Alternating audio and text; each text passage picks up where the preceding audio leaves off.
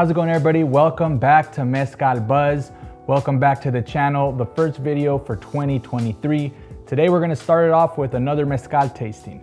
I'm gonna start pulling bottles from my collection that I've been stockpiling this past year and a half, and I'm really excited to share them with you guys.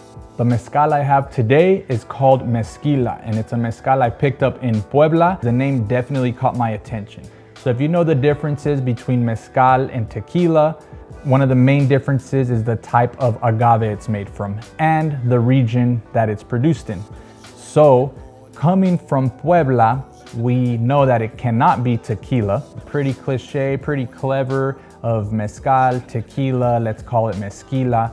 And the reason that they went with that route is because this mezcal is made from the blue Weber agave, the agave used to make tequila. Other than that, the bottle doesn't have a lot of information on there. It doesn't have all the information you'd like to see on a bottle, who produced it, what region it was produced, what methods was used.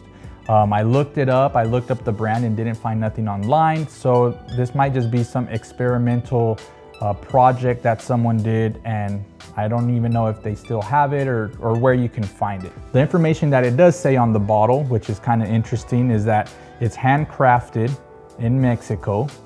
It didn't even mention Puebla anywhere on there or what region it was produced. And it tells us it's 40% alcohol by volume. It has this funny little symbol that says SMOKED underneath, smoked.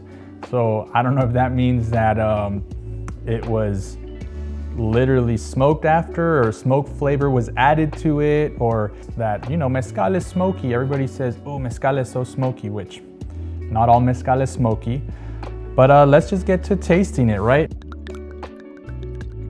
And today I'm gonna be using a little project I've been working on, which is the Mezcal Buzz Tasting Journal, which is a pretty simplified method to tasting agave spirits and keeping track of what you're tasting.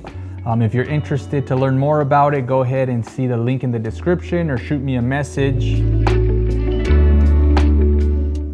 Well, I'm glad I'm back to tasting again, because I definitely need some practice on getting these flavors and these aromas. The aroma is very short. It doesn't really stay with you that long. It's not prickly, it's not astringent at all, but it's very light. I think it has a low alcohol percentage, but I really don't. And the aromas, I do get kind of like a green apple scent to it in there too. Like some green, fresh cut grass maybe. Leaning towards the vegetal aromas. Not very complex, not very potent or strong in these aromas. I could really stick my nose in there and get a good whiff, and don't get much. All right, let's go with the mouthfeel. So it's slightly drying and it's really soft. It doesn't have a very strong kick to it. It doesn't linger for very long. I do get some ash type of flavor on the tail end there, but it's not a lot of strong, complex flavors coming from the taste. Slight agave notes in there that do come in. Very slight sweetness to it. I get more bitter to it, which kind of leads into that tail end of the ashy flavor on the retro breath.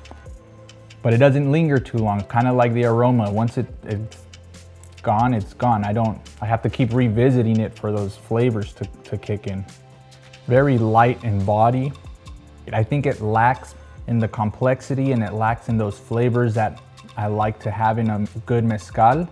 But I thought it was gonna have a lot of chemical flavors to it. I thought it was gonna be very astringent on the nose for some reason. I just had these kind of feelings that this mezcal was gonna have, but it's not a bad mezcal. All right, I'm gonna finish up my notes here. I'm gonna go ahead and give this mezcal a 2-star in my book. If you can get your hands on it, I recommend trying it, or reach out to me if you're in the Southern California area. I'd love to share a mezcal with you. As always, thank you for watching. Make sure to like and subscribe to follow along. And as always, I'll catch you guys next time.